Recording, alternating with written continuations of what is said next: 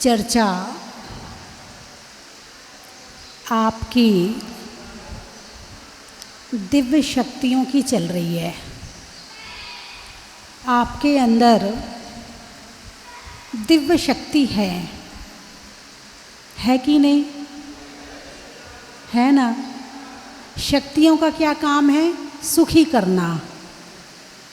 दिव्य शक्तियों का क्या काम है? सुखी करना, सुख देना। आपके पास में सुख है कि नहीं है?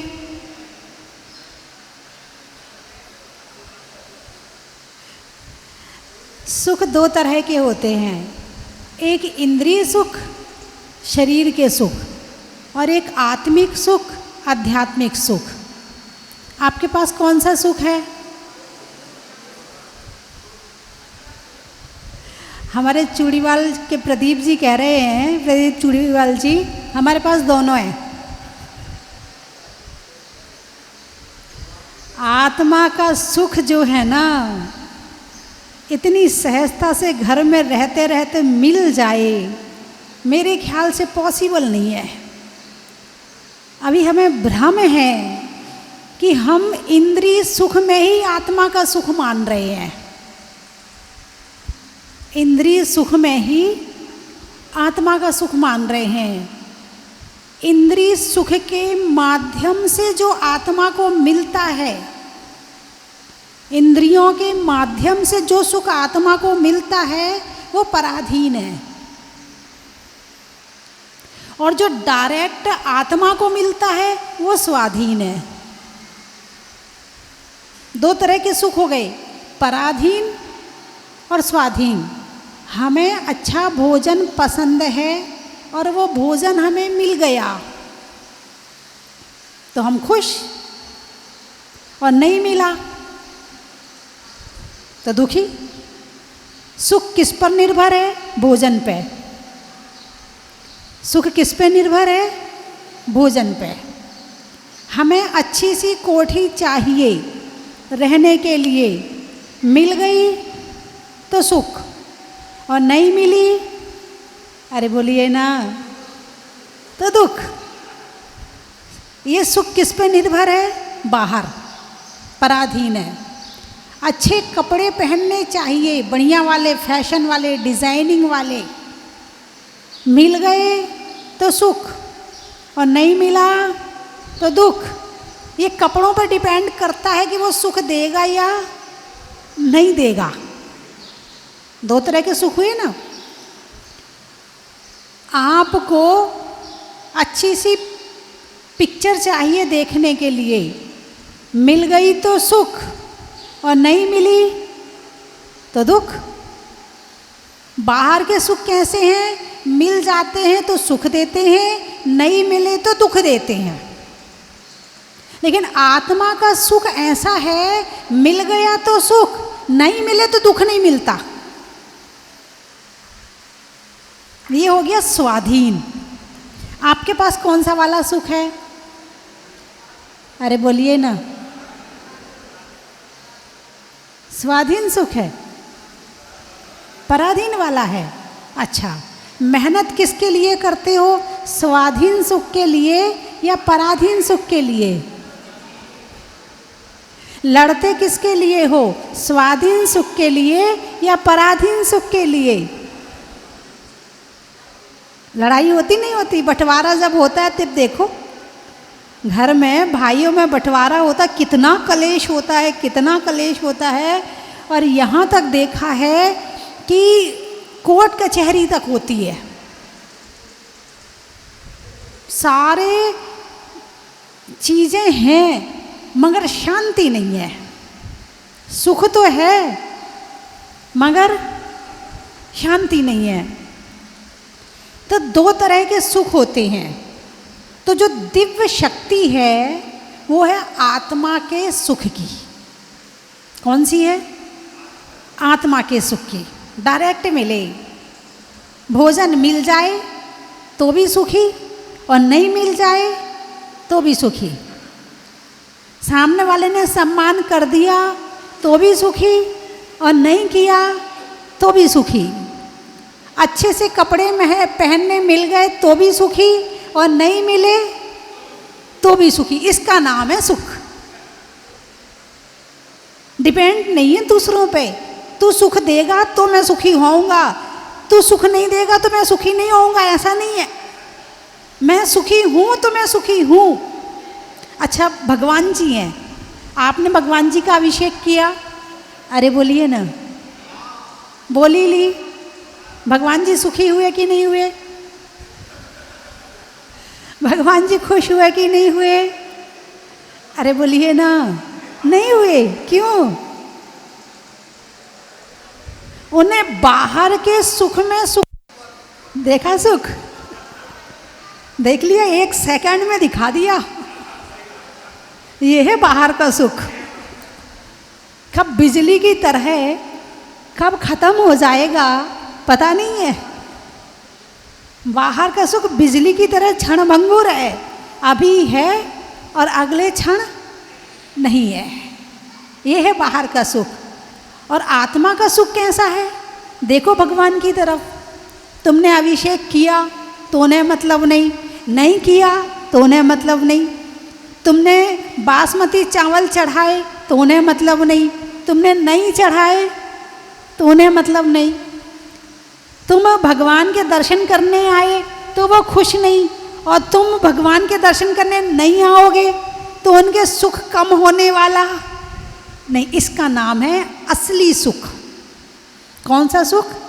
असली सुख, शाश्वत सुख, अक्षय सुख, अविनाशी सुख, आत्मा का सुख। क्या आत्मा के अंदर ऐसी शक्ति है कि हमें बाहर की चीज़ें ना मिले फिर भी हम सुखी हो जाएं? ऐसी शक्ति है कि नहीं आत्मा के पास में?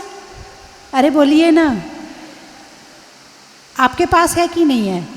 नहीं, पहले ये तो पूछ लो, आपके पास आत्मा है कि नहीं है? कितने लोगों के पास में आत्मा है? जरा हाथ उठाना। अच्छा, जिन्होंने हाथ नहीं उठाया मतलब उनके पास में आत्मा?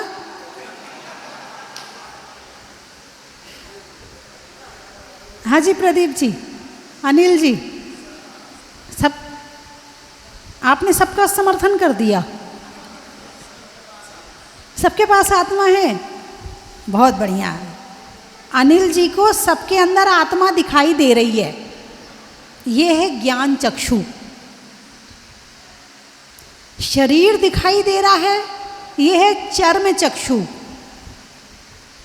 शरीर दिखाई दे रहा है, ये आंखें हैं, पुद्गल की आंखें पुद्गल को देख रही हैं, और ज्ञान चक्षु आत्मा की आंखें आत्मा को देख रही हैं। बात समझ में आई कि नहीं आई? तो आपने जो आत्मा देखी वो किससे देखी? ज्ञान से। किससे देखी? ज्ञान से। शरीर देखा वो किससे देखा? वो आत्मा के बिना देख सकती हैं क्या आंखें? चाहे बाहर का पदार्थ हो और चाहे आत्मा हो, दोनों को देखने के लिए ज्ञान की जरूरत है। यहाँ बीच में आंखें आ गई हैं, डायरेक्ट आत्मा नहीं देख पा रही है, बीच में आंखें आ गई हैं। आंखों के बिना आत्मा नहीं देख सकती, ये पराधीनता है। आंखों के कान के बिना आत्मा सुन नहीं सकती। आप सुन रहे हो ना मेरी बात? किससे सुन रहे हो? कान से। और कान ना हो, कान खराब हो जाए तो सुन सकते हो क्या? नहीं। जब कान खराब हो गए तो आत्मा नहीं सुन पा रही है, इसका मतलब कान के माध्यम से सुन रही थी, और कान ना हो तो नहीं सुन सकते, इसका मतलब पराधीन। इसका मतलब पराधीन। सूंघते हो? सूंघना आता है कि नहीं? खुशबू बदबू आती कि नहीं आती? किसके माध्यम से आती है? किसके माध्यम से आती है? नाक के माध्यम से। अच्छा, तो नाक के माध्यम से सूंघते। अभी कोरोना ने क्या किया था? कोरोना ने किसको खराब किया था? सबसे पहले कहाँ से डायग्नोज होता था कि कोरोना हो गया है? नाक से। अरे मुझे खुशबू नहीं आ रही, मुझे तो कुछ किसी तरह की कोई खुशबू नहीं आ रही है। किसको खराब किया था? नाक को। यानी कि नाक है तो हम सूंघ सकते हैं और नाक नहीं है तो हम नहीं सूंघ सकते हैं। ये पराधीनता है। आँख है तो देख सकते हैं, कान है तो सुन सकते हैं, ये क्या है? ये पराधीनता है। ठीक है ना? क्या ऐसा हो सकता है कि हम आँख बंद करें फिर भी हमें दिखता रहे? ऐसा हो सकता है क्या? ऐसी शक्ति आपके पास में है कि नहीं है? अरे बोलिए ना। और यही तो दिक्कत है, घर में खजाना है और हमें पता ही नहीं है। अरबों खरबों के मालिक, जिस असीम अनंत के मालिक, यहाँ तो तुम्हें नोट भी मिले हैं ना तो गिनती के मिले हैं। जिसका सुख तुम अनुभव कर रहे हो वो गिनती के हैं। लेकिन जो तुम्हारे पास अपना पर्सनल सुख है, जो तुम्हारे पास अपना असली सुख है, वो अनंत है। बाहर का सुख संख्यात है, असंख्यात भी नहीं है। गिन सकते हो, हमारे घर में ये है, हमारे घर में वो है, हमारे घर में वो है, हमारे घर में ऐसा होता है, हमारे घर में ऐसा, तो गिन सकते हो। घर में जो सुख है ना वो उंगलियों पे गिनने वाले हैं। और वैसे भी किसी ने 16 सुख बताए हैं। पहला सुख है निरोगी काया, दूसरा सुख घर में हो माया, तीसरा सुख कुलवंती नारी, चौथा सुख पुत्र आज्ञाकारी, ऐसे 16 सुख बताए हैं। यहाँ तो गिनती के 16 सुख हैं, लेकिन तुम्हारी आत्मा में अनंत सुख है। कितने सुख हैं? अनंत। हमारे भगवान जो हैं कितने सुख का अनुभव कर रहे हैं? अनंत सुख का अनुभव कर रहे हैं। ये हमारे भगवान की आत्मा की शक्ति, आत्मा की दिव्य शक्तियाँ जागृत हो चुकी हैं। क्या हो गया है? आत्मा की दिव्य शक्तियाँ जागृत हो गई हैं, और जागृत होकर वो प्रकट हो गई हैं, और ऐसी प्रकट हुई हैं कि अब उन्हें संसार के बाहर के पराधीन सुख से ज़रूरत ही नहीं है लड़ने की। कि मैं, ये मेरा मकान है, ये मेरी दुकान है, ये मेरा परिवार है, ये मेरा ये है, उन्हें लड़ने की ज़रूरत ही नहीं है। उनका अपना पर्सनल, जिस सुख के वे मालिक थे, उस सुख के मालकियत को उन्होंने प्राप्त कर लिया है। मेरी बात समझ में तो आ रही ना? आपको बड़ी नई सी लग रही होगी बात, माता जी पता नहीं क्या कह रही। नहीं, जब तक ये बात नहीं सुनी और जब तक समझ में नहीं आई, तब तक आप उसको प्राप्त कैसे करोगे? आपको हर चीज़ में पहले क्वालिटी दिखानी पड़ती है। इस चीज़ में ये क्वालिटी है, इस चीज़ में ये क्वालिटी है। टीवी वाले क्या करते हैं? जितनी फैक्ट्री के मालिक हैं, जितने सामान बेचने वाले हैं, वो टीवी के माध्यम से पहले अपनी क्वालिटी बताते हैं। अरे बोलिए ना। मोबाइल की ऐड आती नहीं आती है? मोबाइल की ऐड आती है आपकी टीवी में? मोबाइल में भी आती होगी, हैं? उसमें क्या क्या बताते हैं? इसमें ये विशेषता है, इसमें ये विशेषता है, इसमें ये फंक्शन बढ़िया है, इसका कैमरा बढ़िया है, इसकी ये बढ़िया है, बताते ना। और फिर नीचे लिख देते मात्र इतने रुपए का, मात्र इतने रुपए का। अब आपको क्वालिटी पता चल गई, रुपए आपके पास में है नहीं, क्वालिटी पता होते ही आपको वो पसंद आ गया। क्या हो गया? पसंद आ गया। पैसे हैं नहीं, अब क्या करें? तो भावना भाते, हे भगवान वो दिन कब आएगा जब ये वाला मोबाइल मैं खरीद लूँगा। हे भगवान वो दिन कब आएगा जब मेरे पास इतने पैसे इकट्ठे हो जाएंगे तो मैं ये वाला मोबाइल खरीद लूँगा। कुछ होते हैं जो EMI से खरीद लेते हैं, किस्तों में मिल जाते हैं ना, कुछ लोग किस्तों में खरीद लेते हैं। और मैंने एक बार और बताया था कि अखबार में एक बार बहुत समय पहले पढ़ा था कि एक व्यक्ति ने एप्पल का मोबाइल खरीदने के लिए अपनी एक किडनी बेच दी। भाई चीज़ पसंद आ गई, लेनी ज़रूर है। अब एक किडनी से तो काम चल ही जाएगा, मोबाइल के बिना काम नहीं चल रहा है। क्या किडनी के बिना तो काम चल जाएगा, लेकिन मोबाइल के बिना काम नहीं चलेगा।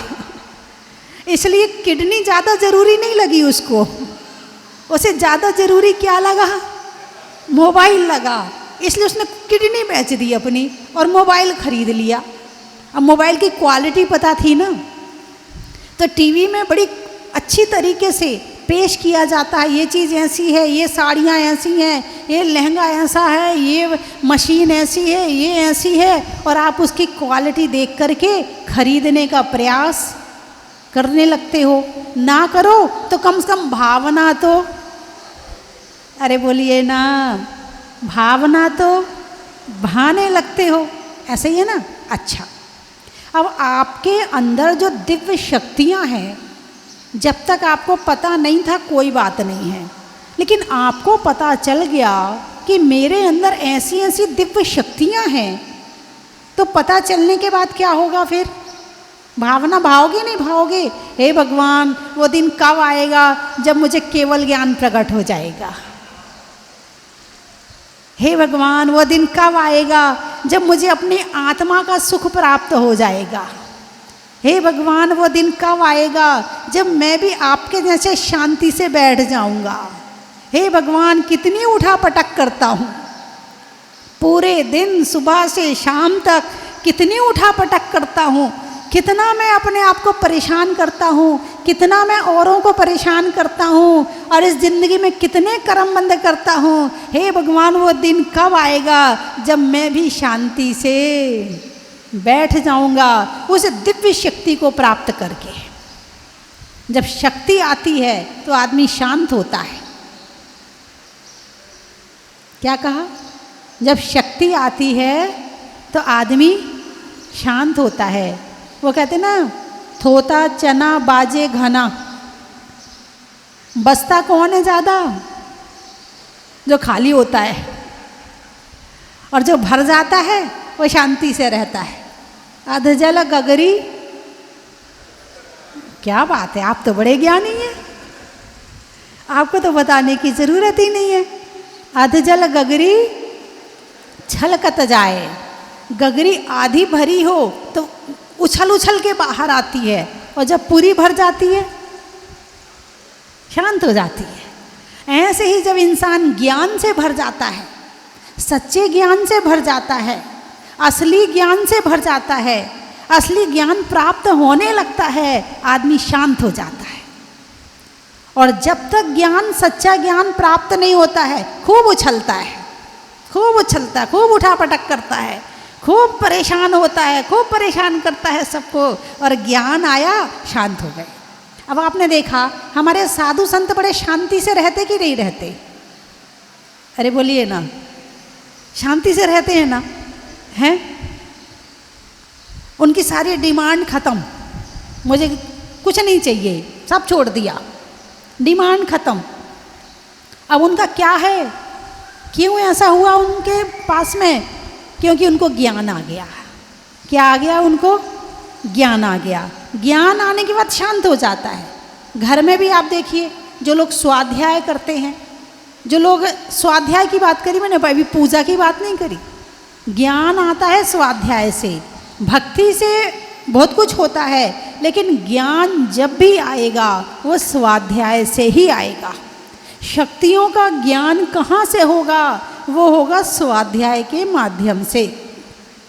स्वाध्याय करने वाले को बहुत कुछ मिलता है, बहुत कुछ मिलता है, और इतना कुछ मिल जाता है कि वो शांत हो जाता है। समुद्र आपने देखा ना, समुद्र कितना बड़ा होता है, कई हजारों किलोमीटर का होता है, कितना पानी भरा होता है, अथाह पानी भरा होता है, 100-200 नदियाँ पानी और डालने उसमें तो भी शांत रहता है। उछल उछल के बताता नहीं, अरे मज़ा आ गया, 100 नदियों ने मुझे पानी दे दिया, देखो मेरे पास इतना पानी है, उछल उछल के बताता नहीं है समुद्र। ऐसे ही है ना, है? और यदि किसी छोटे से बच्चे को जरा सी कोई चीज़ दे दो, क्या करेगा? उछलेगा, देखो मेरी मम्मी ने ये दिया, देखो मेरे पापा ने ये दिया। ऐसे ही जो उससे बड़ा वाला होता है तो उससे बड़ी चीज़ मिल जाए, उसको बाइक मिल गई तो उछलने लगता है, चला चला के दिखाता है, देखो मेरे पापा ने बाइक दे दी मुझे। और उससे बड़ा वाला होता है, उसकी दुकान अच्छी चलने लगे तो वो उछलने लगता है, अरे तू क्या समझता अपने आप को, अभी तुझे मिनटों में निपटा दूंगा, है वो उछल रहा है। ये क्या है? ज्ञान नहीं है तब तक उछल रहे हो, ज्ञान आने के बाद अपने आप शांत हो जाओगे। छोटा बच्चा होता है, चलता नहीं है, दौड़ता है, चलता नहीं है, दौड़ता है, लेकिन जब बड़ा हो जाए आराम से चलता है, दौड़ता नहीं है। फिर बहुत ज़रूरत पड़े तो दौड़ता है और नहीं तो नहीं दौड़ता है। ऐसे ही जब ज्ञान दुनिया की सबसे बड़ी शक्ति है, हमारे अंदर सबसे बड़ी शक्ति है, वो है ज्ञान। अन्य द्रव्यों में और आत्मा में यदि सबसे बड़ी विशेषता है तो वो है ज्ञान। अन्य द्रव्यों के पास ज्ञान नहीं है, लेकिन आत्मा के पास ज्ञान है। अब ज्ञान का ज्ञान करना है। क्या कहा मैंने? ज्ञान का ज्ञान करना है कि ज्ञान जो शक्ति हमें मिली है, हम इस ज्ञान रूपी शक्ति से क्या क्या प्राप्त कर सकते हैं, इस बात का ज्ञान करना है। ज्ञान है तो सही भाई, जैसे आपके यहाँ मशीन है ना, और कपड़े हाथ से धोते हो, मिक्सी है मगर हाथ से मसाला कूटते हो, फ्रीज है मगर आप सारा गरम गरम खाते क्योंकि रखते नहीं उसमें, आपको मशीन चलानी नहीं आती। मोबाइल है मगर चलाना नहीं आता है, तो होना नहीं होना कोई मतलब रहा इसका? अरे बोलिए ना, होने नहीं होने का कोई मतलब रहा क्या? नहीं रहा, है ना? आप ही कह रहे,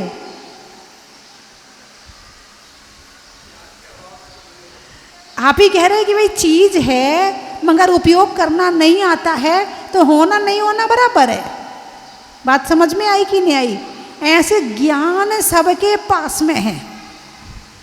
बोलिए, सबके पास में ज्ञान है कि नहीं? इस ज्ञान का उपयोग करना आता है कि नहीं आता है? जहां कर्म उपयोग करवाता है वहां कर लेते हैं, अपने आप से नहीं करते। कर्म ने कहा चल ऐसा करना है, वैसा कर लिया, कर्म ने कहा ऐसा करना है, ऐसा कर लिया। औदायिक भाव में जीते हैं पूरे दिन, अपना अंदर से अपनी ज्ञान शक्ति को जागृत नहीं करते हैं। तो सबसे पहले जो हमारे पास में दिव्य ज्ञान है, कौन सा ज्ञान? दिव्य ज्ञान। दिव्य ज्ञान, दिव्य सबसे बड़ी शक्ति, दुनिया की सबसे पावरफुल शक्ति, जिसके माध्यम से हम सब कुछ प्राप्त कर सकते हैं, वो है ज्ञान। और वो हमारे पास में उपलब्ध है। इसको किसी से मांगने की ज़रूरत नहीं है, इसको किसी से खरीदने की ज़रूरत नहीं है, इसको किसी से गिफ्ट में लेने की ज़रूरत नहीं, देने की ज़रूरत नहीं है। ये हमारे पास में उपलब्ध है 24 घंटे हर समय। इसे कोई छीन नहीं सकता, इसको कोई चुरा नहीं सकता, इसको कोई कम नहीं कर सकता। ऐसी शक्ति हमारे पास में है, मगर इसका उपयोग करने वाला हो तो ही तो उपयोग करेगा ना। मशीन तो है मगर उपयोग करना नहीं आता है। यदि दुनिया में सबसे ज़्यादा उपयोग करना सीखना है तो अपने ज्ञान का खुद को उपयोग करना सीखना है। और समय पे उपयोग कर लिया, मामला ठीक हो गया। तो बंधुओं, समय हो गया। सबसे पहली शक्ति कौन सी है? ज्ञान शक्ति। कौन सी है? ज्ञान शक्ति। आपके पास है कि नहीं है? आपके घर में यदि कचरा हो, आपका मकान बहुत सुंदर है और कचरे से भरा हो, तो क्या करोगे? कचरा साफ करोगे कि नहीं करोगे? ऐसे ही हमारे पास में ज्ञान है मगर उस पर कषाय और पापों का कचरा पड़ा हुआ है, साफ करोगे कि नहीं करोगे?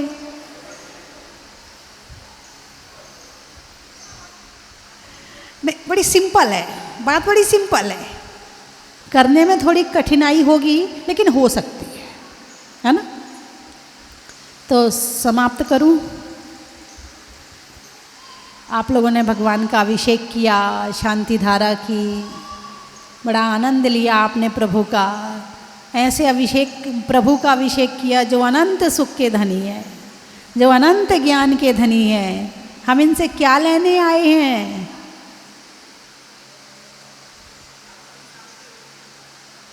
बोलिए, क्या लेने आए हो भगवान से? इनके जैसे बनने वाला, मतलब दो तरह के भक्त होते। एक कहता है, हे भगवान, जो आपने पाया है वो मुझे मिल जाए। दूसरा होता है, वो कहता, भगवान जो आपने छोड़ा है,